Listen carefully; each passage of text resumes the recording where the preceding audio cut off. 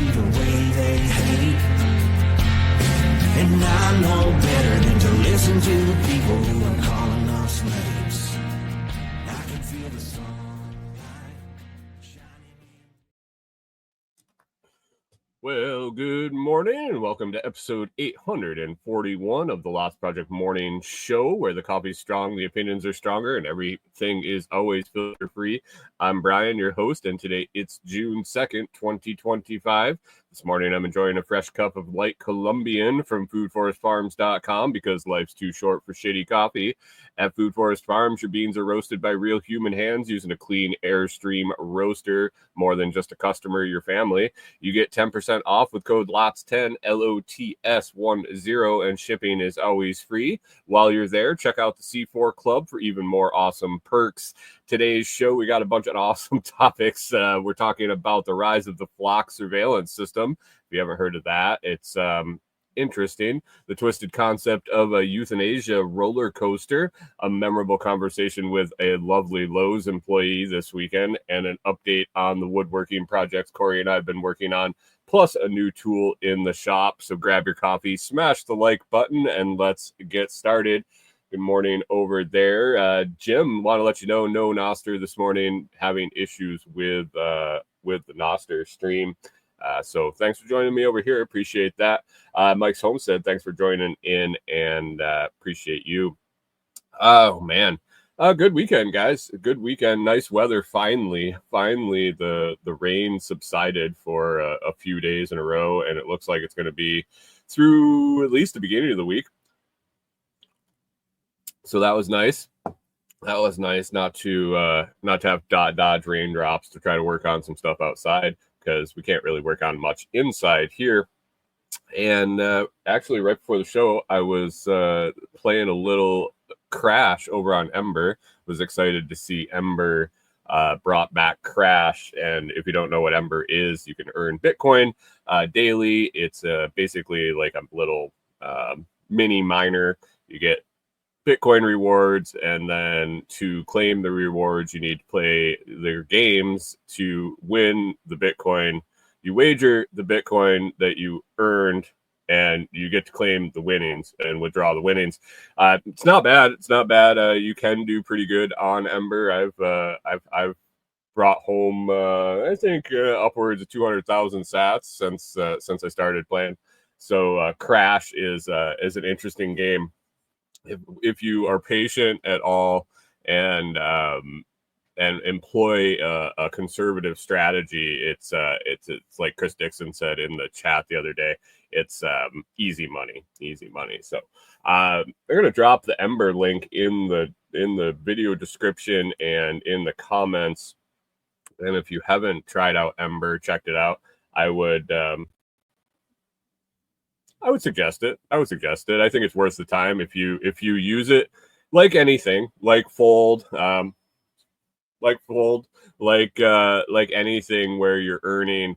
If you figure out a strategy, if you take some time to adjust the way you do things, if you employ a reason, if you figure out the game and play the game, you can make it worth it. So if you just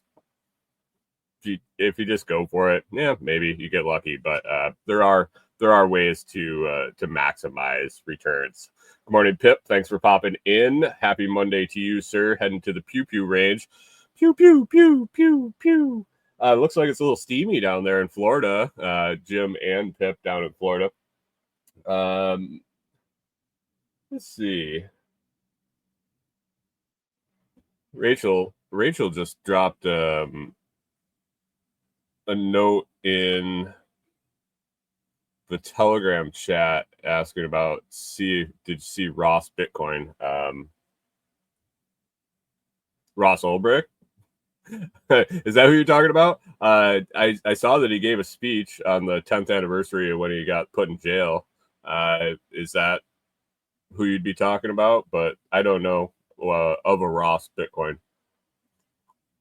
I didn't see the speech. I saw that he gave a speech, and we were too busy living life this weekend to get into online stuff. I've been kind of detached actually, and the online stuff I've been doing Magically had a ton of coins gifted. I don't think it's that magically.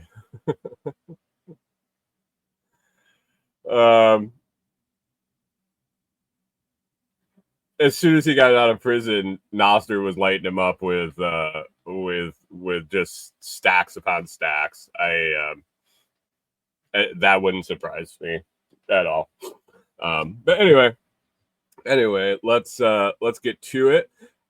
First topic today is something that I was scrolling along the other day and saw a news article out of Jackson, Tennessee here, about an hour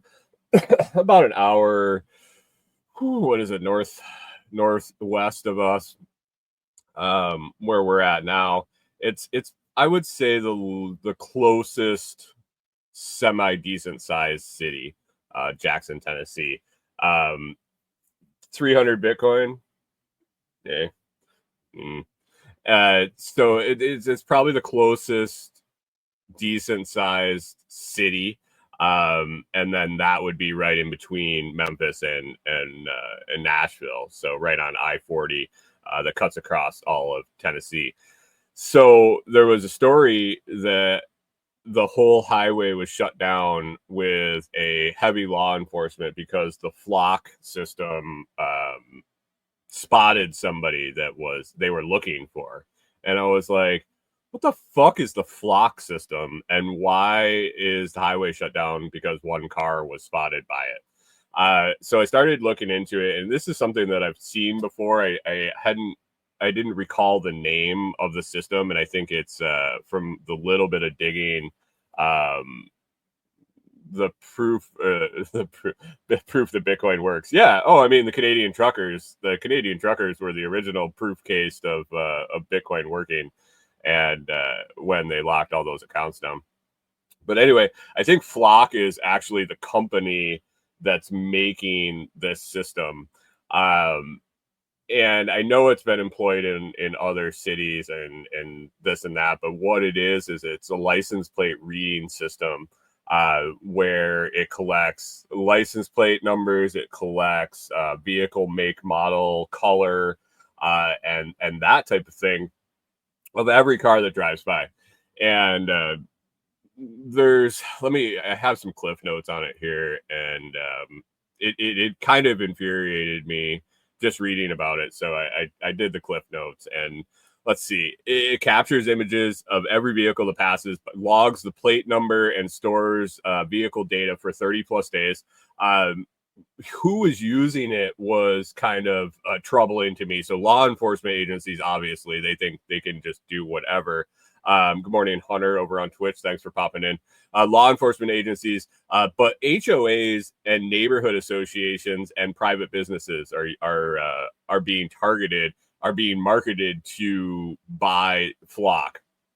And I was like, wait a second. So I was doing a little research using ChatGPT. I was like, hey, you got to verify this shit.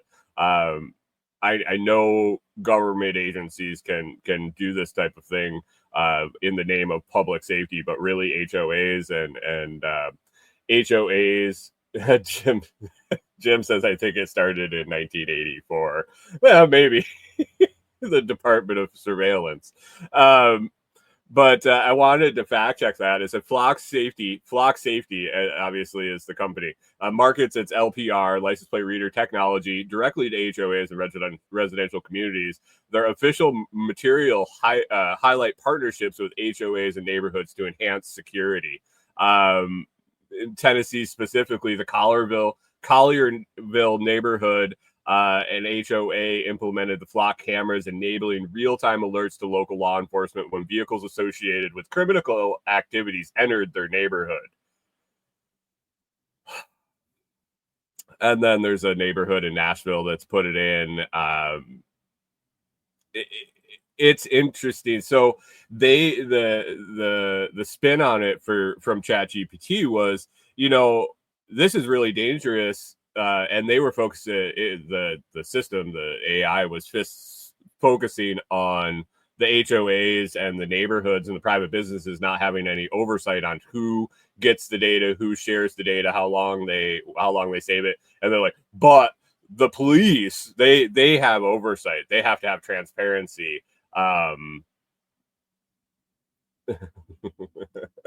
They have to have transparency in how long they can hold the data and what data they're collecting.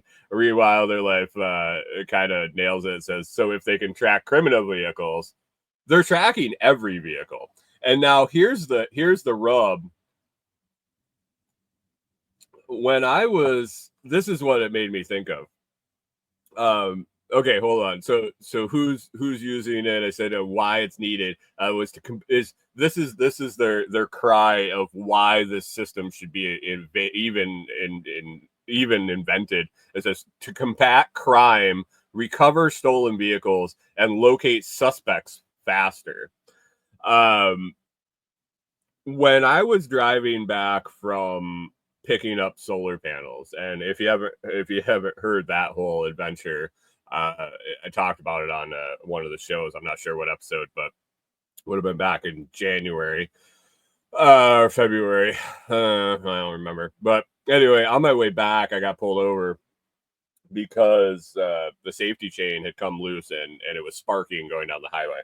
Which, whatever, that's a legitimate reason to get pulled over. But in the process, when the cops were standing there talking to me, yes, cops, plural, they had 2 cars pull me over because I must have looked very dangerous with my big load of solar panels on a trailer. They were standing there, and I was listening to their chatter on their radios when they were calling in my license plate, and it came back as a 1980s blue Chevy. Problem is I drive a 2011 F-250 and it's red, not even anywhere close to the right vehicle. So with the government databases being so spot on as they are, and these license plate reader technologies interacting with it, and I just don't see anything going wrong with that. Jim says, I was pulled over twice in one trip north because of my out-of-state plates.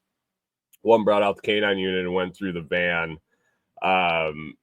Yeah, about canine units. They're all trained to alert on command. So if they want to get in your vehicle and they bring the canine unit, they're weird. We had a canine unit alert on a car. They ripped the car apart.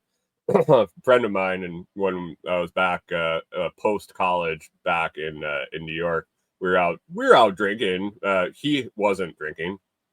We were out drinking, and I was drinking, and there was nothing in the car. And when we got pulled over, there was a skunk that had sprayed, a couple blocks away. It was a faint skunk smell. It could have easily been mistaken for weed. And the cop smelled it. And he's like, oh, what do you got in the car? And I don't know, nothing. We don't have anything in the car. I wish it did. And he continued to press. His partner says, I don't think so, man. I don't think so. And then they made us wait for a canine unit to come. Canine unit alerted on the car. There was nothing in the car. They tore through the car, found nothing in the car, and then left us.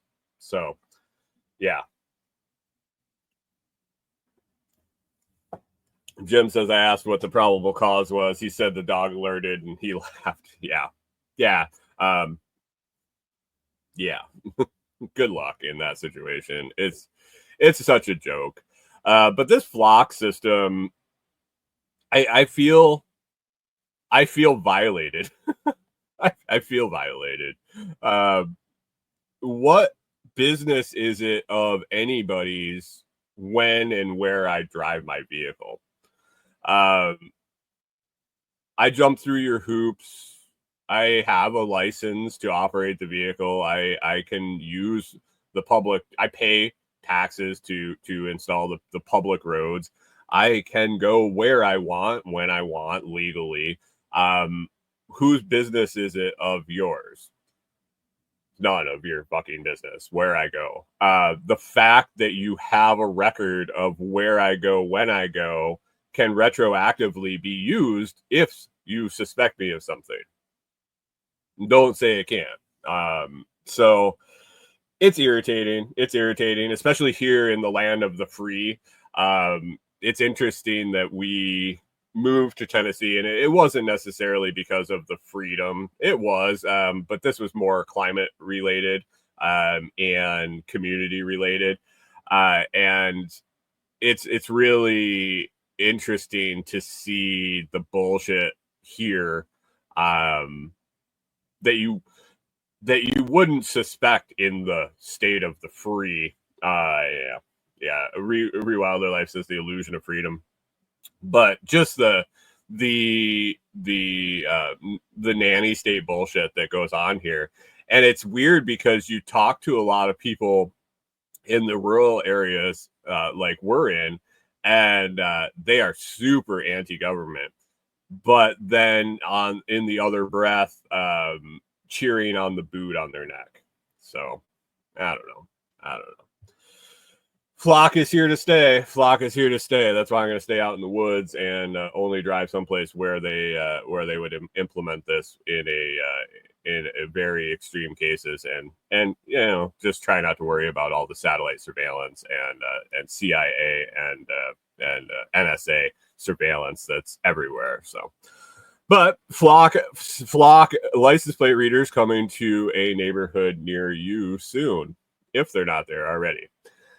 The next thing on my list was another thing that I came across in a moment of scrolling the other day, and I just thought it was interesting. It's not a real thing. It's a conceptual project. Jim says, "What the flock?" Yeah, no shit.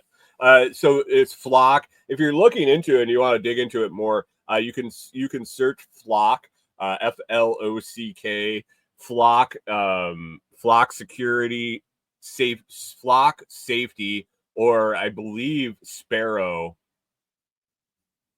Muted. Did I get muted? Or Sparrow. Jim, are you having issues or am I having issues? Because I don't think I'm muted. My mic's still on. Oh, it's not you, it's me. Jim. Thanks, Jim. I was probably fine on Noster for the last 3 weeks, and Jim's like, I can't see the video. It says you're live. It says you're live, but I can't see the video. Everybody else is like, I don't know, it's fine for me.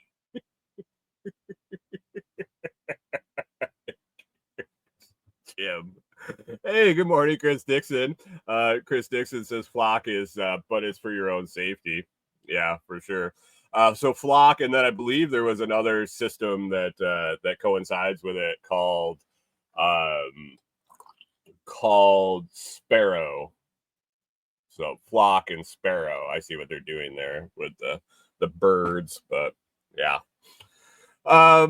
Before I get to the art project, I would talk about the Blockstream Jade. Right now, they got a sale going on for the release of the new Blockstream app. So they had Blockstream Green.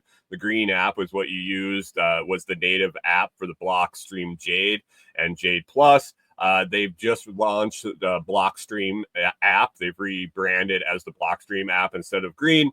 And to celebrate the launch of that, they are running a sale until, I believe it's June 8th. Next Sunday, June 8th, I believe. June 8th, whether it's next Sunday or not, is the day that the sale ends, or when supplies are gone. But you can buy a Jade Plus and add a regular Jade to your cart, and it will cost you $21. So that's about 60% off, I believe. So head on over to the Blockstream store. Link is in the video description or the audio description. It should be in all the descriptions. Or you can just head to store.blockstream.com and use the Lots Project for 10% off. And I'll earn a little bit of ching on that. I appreciate it. I get paid in Bitcoin, so that is a good way to go. Mike Somstead said, and the code doesn't work. Okay, so the code doesn't work. Please put the code in so I get credit for the sale. I guess you don't get a discount on top of the discount. That doesn't surprise me. But please, if you are gonna buy, if you would put the code in or use the link to start the trip so that I get credit. I'll have to email my rep and see about that. Interesting. But it'd be a great time to pick up a Jade Plus if you've been waiting for one and don't have a Jade, or even if you do, you could pick an extra one up. Start a wallet for nieces, nephews, kids, grandkids, or a friend, and show them the way. Orange pill them the way that you can orange pill somebody pretty easy by giving them a little Bitcoin and teaching them how to use it. So anyway, Jade, Blockstream Jade on Jade Plus. Mike's home said he tried Saturday. Okay, interesting. I will. I'll send him a message and be like, I've had a bunch of people tell me they tried to use my code, it didn't work. I hope I get credit for their purchases. It'd be like, we didn't sell any, asshole. Anyway, Blockstream Jade and Jade Plus, whether I get credit for it or not, I do highly recommend using it. And if you don't want to use Jade or Jade Plus, use some sort of hardware device, some sort of signing device to protect your Bitcoin, because people are going to start trying to get it the more valuable that it is, and give yourself some protection. So if you need help, reach out to me. I can help you get started if you need help figuring it out. Moving on to the next little thing that I saw, and I just threw it on the topic list, was this thing. It was one of those facts. There's some page on Facebook that I follow, weird facts or something like that, and they have some pretty interesting stuff on there actually. But this one caught my eye. It was called the Euthanasia Coaster. And this was a thing. It hasn't been built. It hasn't been used. It was a concept that was designed by an artist who was also a roller coaster design engineer. So this dude from Lithuania named Ulionis, I think. I'm not fluent in Lithuanian, but Julijonas Urbonas. Back in 2010, he designed a roller coaster to provide a quote unquote humane and elegant way to end life, supposedly with euphoria. From the little bit of research I did on it, it would actually cause extreme terror and euphoria, and I'm not sure really if that's how I want to die. I'm thinking in my sleep would be right there up at the top of the list, so I don't know what the hell happened. I just go to sleep, have some dreams, and don't wake up. But this dude thinks that euphoria comes from this roller coaster that he designed, where you start out with a super slow climb up to 500 meters, so that's taller than the Empire State Building, and then drop extremely vertical drop on this, and then you go into 7 loops, which as they progress through the 7, the loops get smaller and smaller and tighter and tighter and tighter, and by the end, Chris Dixon says, in my sleep, not screaming in terror like everyone else in the car. Yeah. I was more like everyone else on the bus. But anyway, as you're going through these loops, the G-forces are increasing and increasing and increasing. And if you've ever watched any sort of space movies or anything like that, you know that they do the G-force testing. And as G-forces rise, the blood gets pulled from your brain and you black out. This would end up being, by the end of the 7th loop, a 10 G's, unsurvivable, basically draining all the blood from your head, withholding the oxygen from your brain, and basically causing death within the 7 spirals. Then you also went through a bunch of other stuff after to evacuate your body. And yeah. So I see this picture of this roller coaster and the write-up about what it is and why it exists and it doesn't exist, why the concept was brought. And I'm picturing who would choose to do this. There are so many better ways to off yourself, I have to imagine. Dying naturally, like, I'm not a proponent of suicide. I mean, euthanasia in the right case, if you terminal illness, something like that, I suppose there's definitely a case to be made for that. But to do it on a roller coaster, this dude's pretty twisted. I mean, and I got some messed up things that I think about, but I don't know if I could have ever dreamt up, hey, I think we should kill people on roller coasters. The fact that he believes that it's a way to go out in style, with a humane and elegant way. I don't know. My end thought really, oh, cheap viewers on streamboo.com remove the space. Oh, lucky me. My final thought on it as I was like processing the fact that this thing may exist at some point, if there's a design, there's a possibility that it'll be built at some point. It hasn't been built yet. But who's going to clean this shit up? Like literally the shit. Can you imagine the mess in a roller coaster like this? Because not only do the G-forces pull the oxygen and the blood from your brain, your lungs, it also kind of pulls everything out. And I don't know. And then after death, certain things are released as you're strapped into this seat. I don't know. I don't know who you could get to work it. I don't know. But anyway, that's the Euthanasia Roller Coaster. Not a reality yet, but man, if the flock system keeps going the way it's going, maybe they will be using this for they're going to strap people in this to humanely execute them. Jim says, how much Bitcoin would I take to do that? Ride the roller coaster or clean it up? You could be like Ross. You only have to go to jail for 10 years. They'll send you a lot of Bitcoin.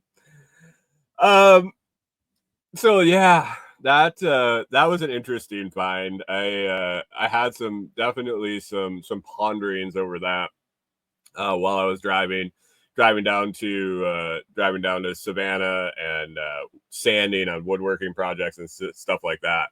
It was something to definitely contemplate. Hey, look at that.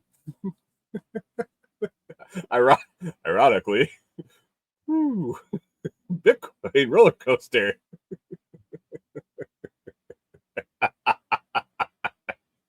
Chris Dixon says you sit in a plastic bag and then the car stops suddenly, zips the bag and hurls you into a sinkhole. Right.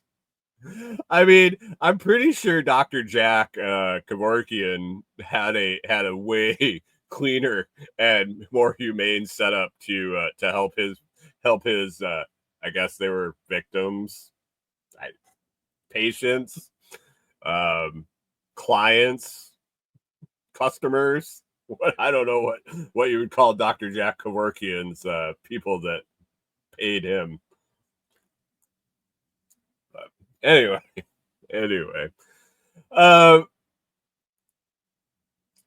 Saturday, Saturday, Corey and I took our normal trip to Savannah to get groceries, to pick up meat, and we had to pick up some supplies at Lowe's and Walmart. And man, you guys ever go into Lowe's? And I don't know any other store. I can't think of a store right now that I frequent that they all have self-checkout. Okay, this is self-checkout rant, for sure. They most of the stores I go into, actually down here, quite a few of them don't use self-checkout, but the ones that have self-checkout usually have a limited amount of lanes open with an employee checking people out. And I guess Lowe's, if you go to the pro desk and you go to that end and you go where the lumber yard is, they do have a person working, at least one working, usually working a register. So I guess I can't say that they don't have anybody, but the setup where they have the main checkout and the registers and the exit door, Lowe's, and it's not just here, it's pretty much everywhere I've been, has 4 or 5 checkouts where a employee would be, and then they have 4 to 6 self-checkout lanes, and no one is ever working the manual checkouts, the employee checkouts. But there's always a fucking employee standing at the self-checkouts bothering you. What I would have to say is bothering me, coming over, asking if I fucking need help. No, I need you to just fucking open a register and bring my shit out. Would be the best thing. This is every time I walk in there, and I that's what I think of, is I have to come over here. I have to deal with your fucking retarded ass while I self-check out. So why don't you just open the register and do it yourself? You have to pick through all my shit, make sure I'm not stealing stuff and whatever.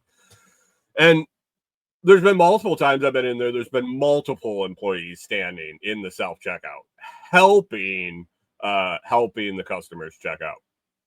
So anyway, this is an ongoing irritant that I have when I go there. And I usually do go to the pro desk, and for some reason, Corey and I, we met up in the middle of the store. I went and got my stuff. She had to go get some stuff, and we met up in the middle of the store.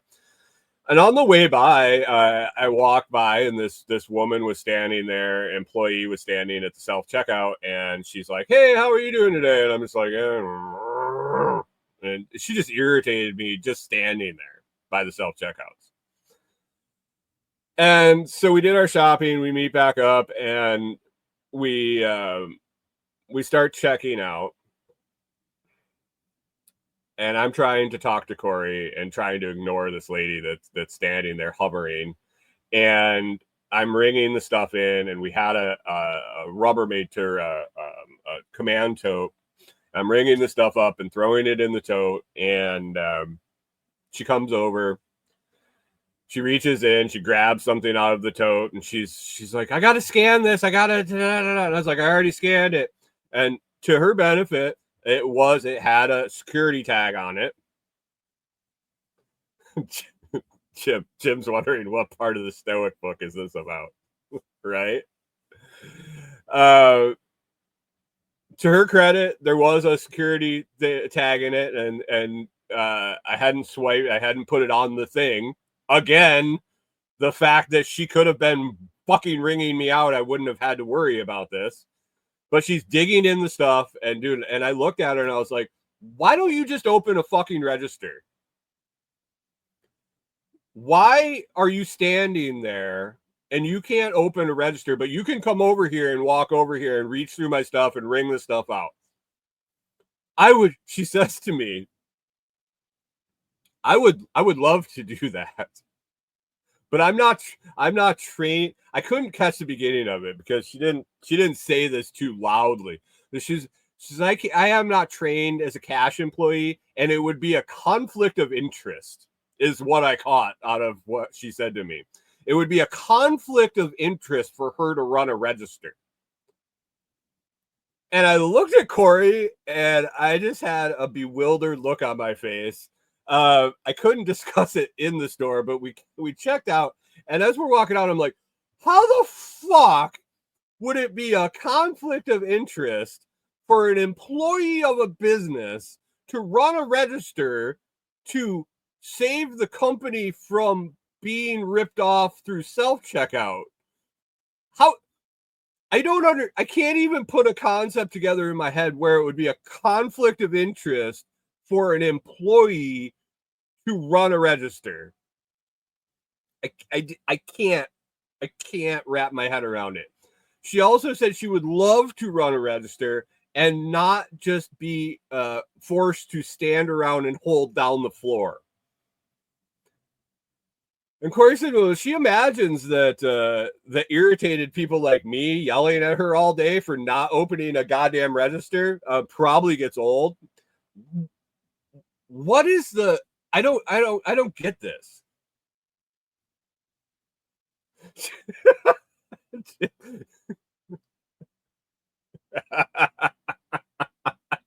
Jim says it's not a conflict. She misspoke because the homeless guy made her nervous. Chris Dixon says, you know, someone else said that in an employee meeting, right? I was like, I couldn't deal with it. Like, really, when I go into Lowe's and I have to use self-checkout, it makes me mad just having to do it. Hunter says my wife isn't allowed to check me out at Walmart. This wasn't my wife. I understand not being able to check out. Oh, but Hunter says his wife can't check him out, but he can use self-checkout. Fucking rules are so arbitrary. It's unbelievable. But it really just it irritates me. Give me the choice.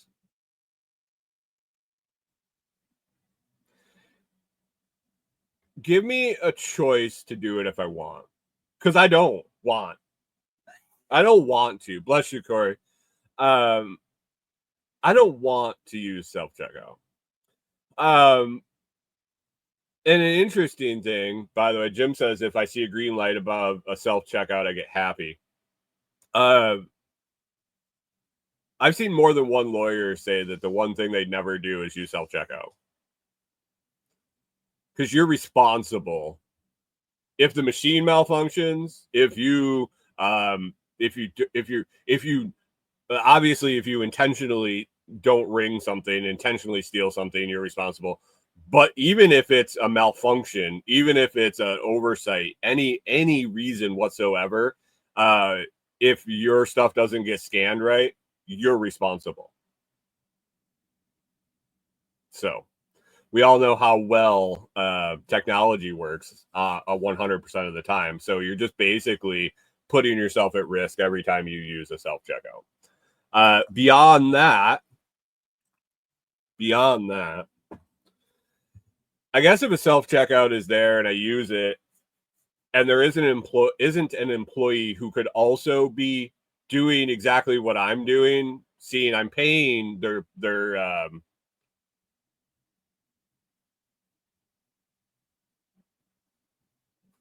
weigh my meat at checkout. Why would I want to put my wiener on the scale? What? Wait, why am I weighing my junk at the checkout? Probably there's little cameras that shoot and take your picture while you're taking your junk out at the self-checkout. my biggest issue is when there's an employee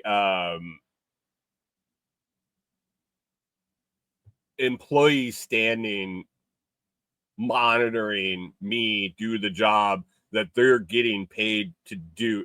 I guess they're not getting paid to do it. The company's not asking them to do it. But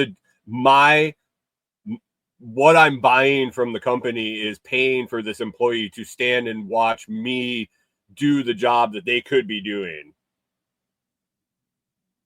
And my issue with self-checkout isn't about we're losing jobs or blah, blah, blah. We're taking cashiers' jobs. And my issue with self-checkout is when the fucking employee is still standing there.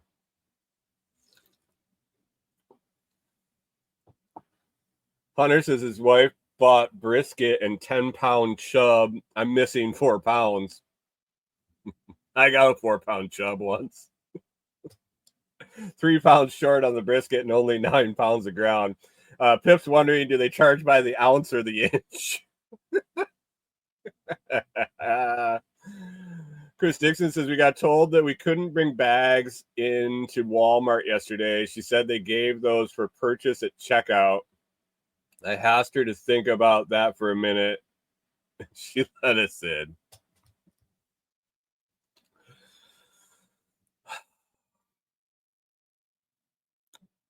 It's unfortunate that the employees have to suffer the consequences. Now, I don't know if this lady was genuinely sincere about the fact that she would love to run a register. I don't know. Maybe she was. Maybe she can't stand just standing around. I sure as fuck couldn't. But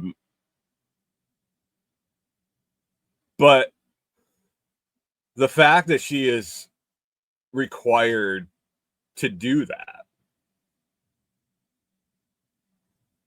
I don't know. It just makes me fucking mad every time I have to deal with it. So I go to the pro desk usually. I don't know. We should have probably just walked to the other end of the store and saved my blood pressure going up. Like Holmes said they only suffer if you're a dick. Not necessarily. If they just have to stand there all day instead of actively doing something, I guess they're actively monitoring you do the job. Do they get an employee discount? I know it's always tongue in cheek. When you do self checkout, why don't I get an employee discount? But seriously, do employees get discounted at Lowe's? I mean, I got paid for a few hours a few weeks ago for sure.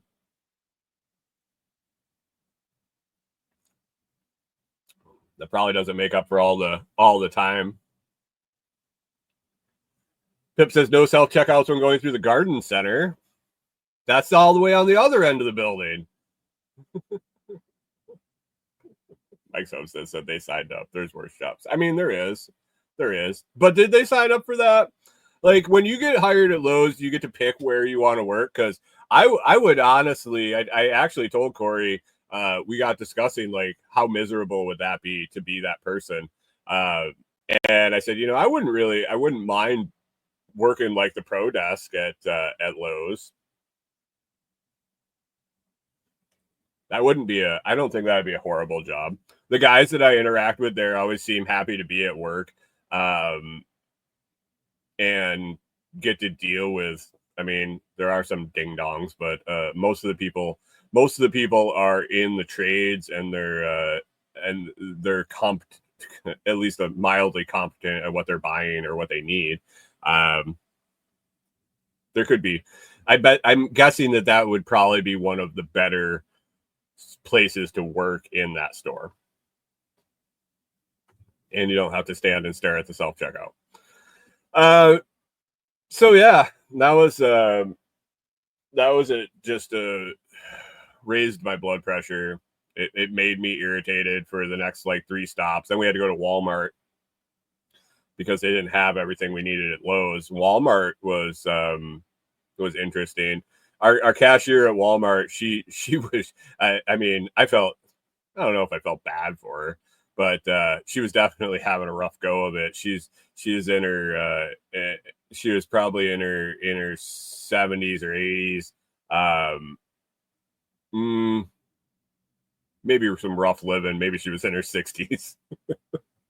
She asked her how she was doing. She's just like, someday I'll be better. I was like, well, tell me how you really feel. She was just miserable. I don't know if she was sick. I don't know if she was just having a bad day or a bad life or a bad week or what her deal was. I have to imagine if she was in her 70s working at Walmart as a cashier, she's probably wishing she had made some different life choices, but it is what it is. But yeah, I was just like, just irritated for the next couple stops. Then, yeah. So, but anyway, self-checkout at Lowe's. Skip it.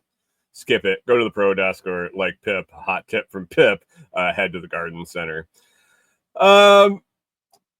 With the garden center, if you are in the market to plant some comfrey, you can go to comfreyroots.com, get your comfrey roots there. Bocking number 4 comfrey. It is a fantastic plant to have on your homestead, in your side yard as a side hustle. You can get your roots started, and yes, it is okay to plant them any time of year. I guess Texas Hunter and I put that to the test, and Texas was a little rough.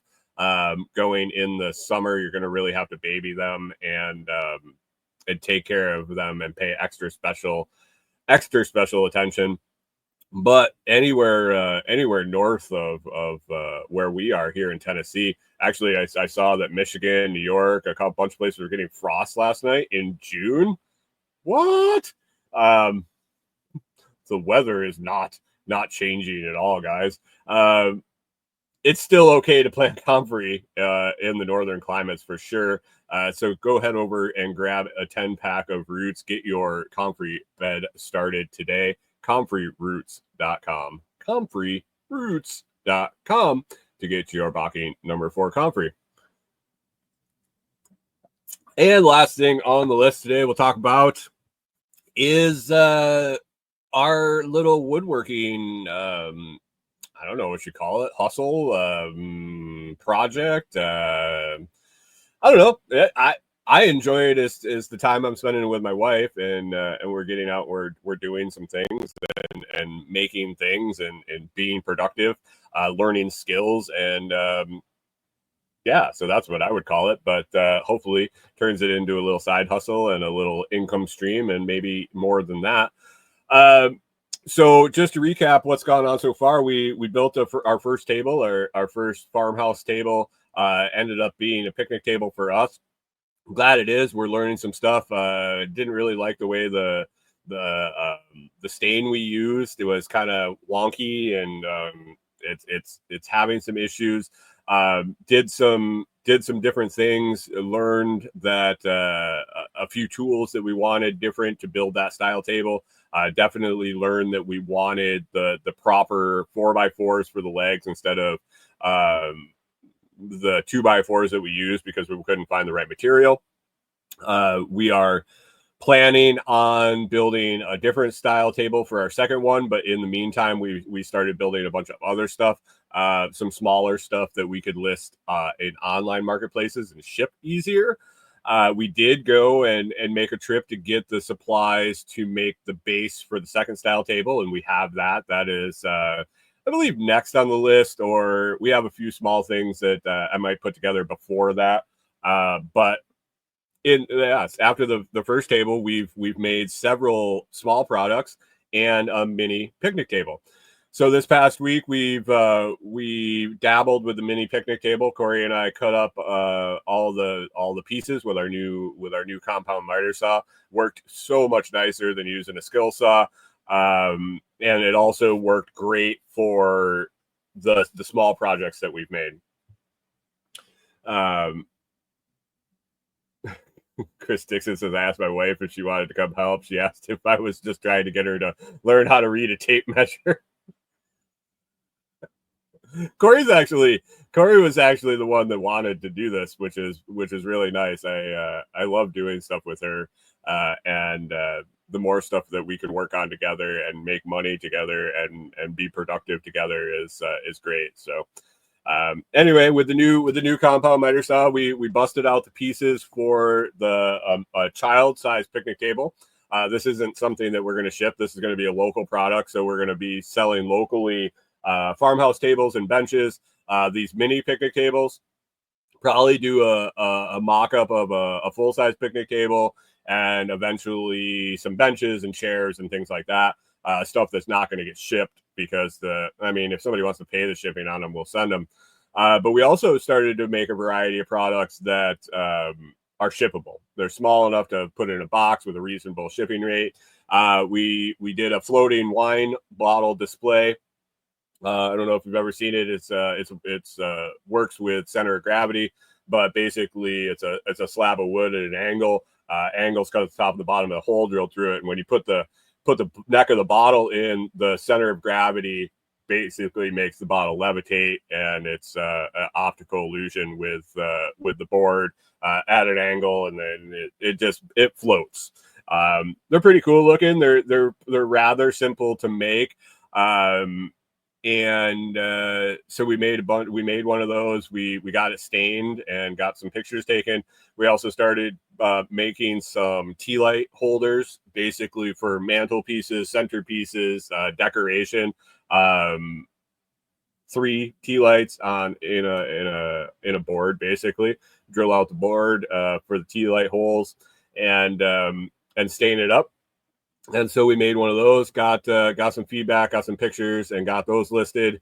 And then Corey and we've been kind of just digging into just different things to list on Etsy and eBay and the online marketplaces.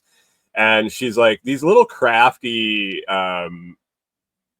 decoration things, and it's really weird to try to decide what to make when it's not really something that I would buy or really I guess when we had the farm, we had the house, Corey would decorate up a little bit. But I don't know to this extreme, but we started looking at different things that people are buying and selling. And so little decoration pieces and easy to make out of scrap wood, basically. Cut them to size, sand them down, stain them, paint them. Right now in the works, we have some little Christmas tree for us that she's working on. She's perfecting her techniques, working on her techniques. We had a good laugh about that yesterday. That she may end up needing to take art class, but I think they look great. I think she did a fantastic job. Some little mountainscapes. Some candy corns. She made some candy corns going into fall. Basically, we're making mock-ups, samples or whatever of all these different things to get pictures and get listings up, and then made to order if and when they sell. The candy corns are really cool looking, and then she also has some blanks left to mess around with and decide what she wants to do with it. We did get the mini child size picnic table put together and sanded down and stained yesterday. We chose a chestnut stain to stain the table. It looks really good, if I have to say. I think it looks fantastic. And now we're gonna poly seal it. We're gonna get that sealed with some spar urethane for outdoor, obviously for a picnic table. And then we are we've been laughing about this for quite a while, but we're going to have to ask someone to borrow their kids. We're making child side picnic table. We don't have any kids. So our property owner here has some grandkids. There's some kids down the street that are probably the appropriate size to fit at the picnic table. And so I'm trying to figure out, and I might have to ask Corey to do this, but I'm trying to figure out how to not sound like a pedophile when asking if I can take pictures of your. Can I take some pictures of your kids? I think that might not come off very well. I don't know if I pre-say the purpose. Hey, I got this child-sized picnic table that I'm trying to get pictures of. Can I take some pictures of your kids or your grandkids? I need them to sit at this table. I want to take pictures of them. I don't know if there's a good way to ask to use a child as a model to take pictures, especially for someone that looks like me. So maybe I'm gonna have to have Corey recruit the models for our pictures for the picnic table. But anyway, that's fun. The next project for local sale is that second style. Jim says, get a parent to sign a release. I need you to sign a release to take pictures of your children. I know you're probably being serious about that. We were definitely going to offer that not showing their faces. We just need size reference. I guess we could get our dogs to sit. They're the size of small children. That might be too big. It might be too big, but it is definitely a solid table. I plopped my ass down on top of it and rocked around a little bit. And it's definitely a solid table, and with the bench height, it wouldn't be a horrible step stool actually. So there is that. Next thing is going to be the second style farmhouse table we're going to make. Jim says furniture for dogs is a thing. Yeah, one of the little projects that we're eventually going to make as we accumulate tools is probably some elevated dog feeders, maybe some raised dog beds, things like that. But next focus locally will be the second table, and then there's a slatted bench that I'm excited to make. I have all the stuff to do it, except some of the lumber, but there's a bench design that I want to put together that looks fairly simple and inexpensive to build, and could be saleable at a decent profit. So that's on the list for me. As far as smalls, next on the list, I gotta make some more blocks for Corey for some more crafty art style stuff, and then we're gonna put together some of the yard dice. I don't know if you guys have seen the yard Yahtzee and yard dice sets. They seem to sell quite a few online, especially this time of year, and then going into summer. So I have some extra 4x4s that we picked up when we went down and got the table legs. So I'm going to plop some of those up and make some samples of those. And one thing that we did pick up this weekend to make everything a lot easier is we grabbed a benchtop sander. So a belt sander with the circular saw, the disc sander, belt sander, benchtop sander combo. We were doing everything either by hand or with a palm orbital sander. And I was watching Corey struggle with these small little projects with the hand sander, and I was just like, we got to get a benchtop sander. And so we stopped at Harbor Freight. The price is right. It is going to work for what we need. Read the reviews on it. It seemed like a lot of knife makers and stuff were using it, and they were happy with it for the price, especially. And so we picked one up on Saturday, and it was night and day difference with, especially with the smalls and trying to hold everything at the same time. Now she can have both hands on the project, and the belt sander's just rolling. And she was happy that we got it. I think she sanded the first one, and I asked her how it went. She said, well, it already paid for itself for sure. So glad we stopped in at Harbor Freight. Chris Dixon said, did you get the rubber belt cleaner? I didn't. I should. There, it looks like there's it's got a guard on it. I don't know if that pushes in. I didn't see anything in the manual about that being anything other than a guard, but I was kind of wondering what the end piece was, but I'll have to check out a rubber belt cleaner if it's $8 for sure. But it was nice. Stopped at Harbor Freight on Saturday, and they were giving they had free gift day, and I got 2 step down bits for free. So that was cool. Anyway, shop at Harbor Freight. Harbor Freight. Had good luck with their stuff. That's where we got our compound miter saw and our sander. And for beginner and for how we're having to use the tools and store them, buying super high-end tools is not ideal anyway. So getting started and getting going at a discount rate with Harbor Freight stuff is never a bad idea. So I'm excited. We're having fun making the projects and putting together. I'm probably going to end up going to some farmers markets or some local craft fairs, swap meets, flea markets, whatever, with the stuff as we're building inventory and have enough to go and make the time worth it. So excited to do that and hopefully sell some of this stuff. So if you want to check out the Facebook page and the TikTok, she's doing social media for the business. K&B Custom Built, K&B Custom with a K. Built is the name pretty much everywhere on.